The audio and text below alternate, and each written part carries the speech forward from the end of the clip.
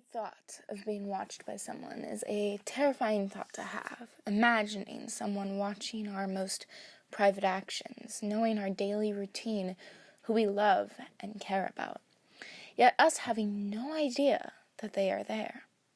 Truly deranged individuals have spent time out of their own lives to watch and observe others, but how far did they go?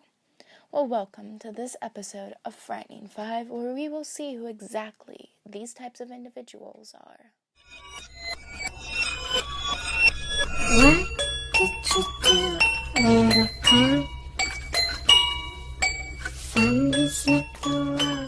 Number 1. The Bajork Stalker. Most boys go through an awkward phase of being shy near girls, but some never seem to grow out of it. Ricardo Lopez is a prime example of such instances. Ricardo grew up in Georgia of the United States and had quite a healthy relationship with his family. Ricardo had few male friends and had no friendly or romantic interactions with females, as he felt awkward and insignificant. This may be an explanation to his future stalking of Bajork.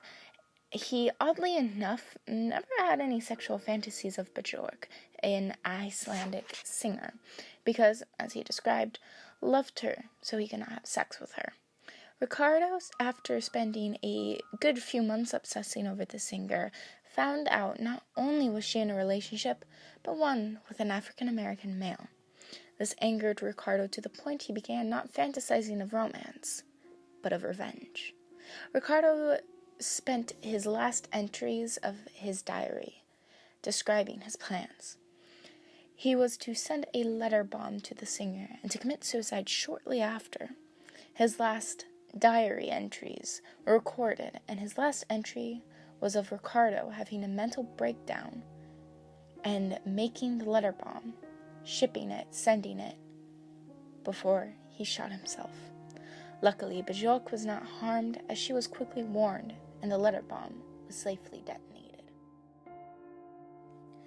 Number 2. The Westfield Watcher. You've finally made enough money to buy your dream home for you and your family. It's a big 6-bedroom mansion in New Jersey, and all you can do is awe at how you managed to become so successful. Well, this is the story with Mr. and Mrs. Broaddus, except with a more twisted turn. The Broaddus family had just moved into such a mansion, hoping it would be a great home for the family, but unfortunately for the family, letters soon began to arrive.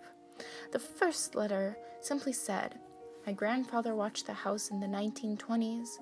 My father watched it in the 1960s. It is now my time."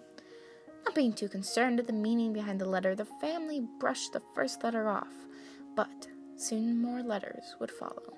Only months later, they received another letter describing knowing the parents' name and the children's, asking who had what rooms. This clearly unnerved the family, and before anyone had an idea of what to do, a third letter came to them, detailing that the doors and windows allowed the watcher to watch their movements throughout the house. The police have identified the DNA on the letter belonging to an unknown female, but nothing more is truly known, as the case is still being investigated to this day. Number 3. The Theresa Saldana Stalker.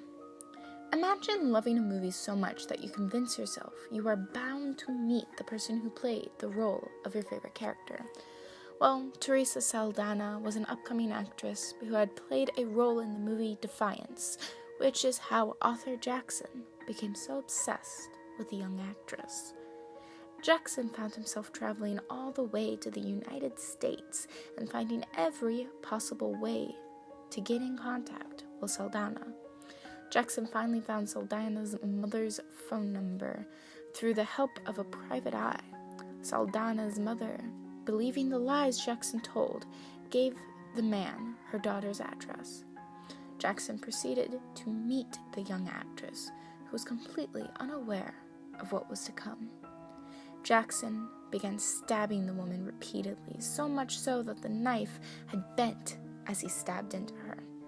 A delivery man heard the screams and thankfully stopped the attacker, and Saldana would later recover from her injuries, facing a near-death experience so early in her life.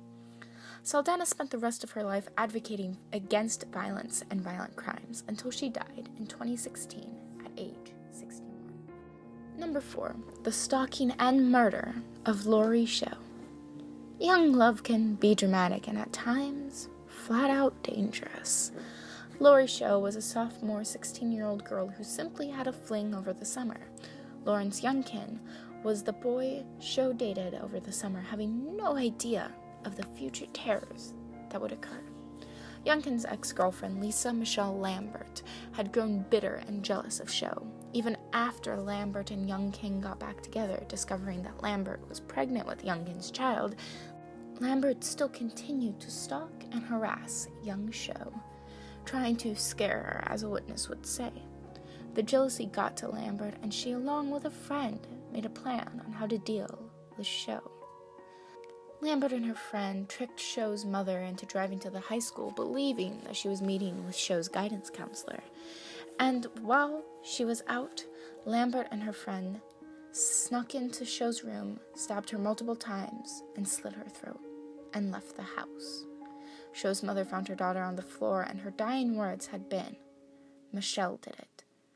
Youngkin, Lambert, and their friend were all arrested a day after the murder occurred, and were all charged with the murder of Laurie Show. Number 5. The Stalking of Laura Black. We need to work to make money so we can provide for ourselves. We make friends at work since we have to see them every day. But what happens when one person who you need to be the farthest away from works in the same place as you do? 22-year-old Laura Black was the victim of relentless stalking by an obsessed coworker, Richard Farley. He immediately became head over heels for Laura Black and asked her out on multiple occasions, only to meet her rejection. This didn't stop Farley, as he used his money and free time to make and buy her gifts that he would leave on the woman's desk. He went as far as to obtain her home address and phone number, as well as trying to rifle through her private papers in her office and even calling her desk every few hours. As his obsession grew and bordered on the deranged, it had led to the fall of his work performance, and he was terminated from the workplace. After Black filed a temporary restraining order against Farley, Farley then proceeded to buy numerous pistols and a shotgun.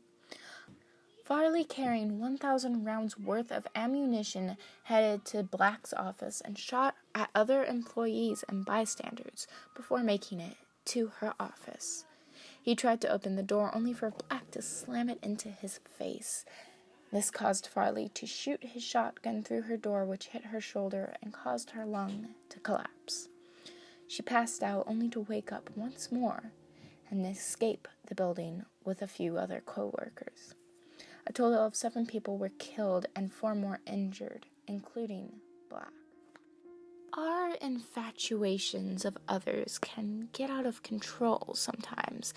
How far are you willing to let yourself go just to know someone who doesn't want you?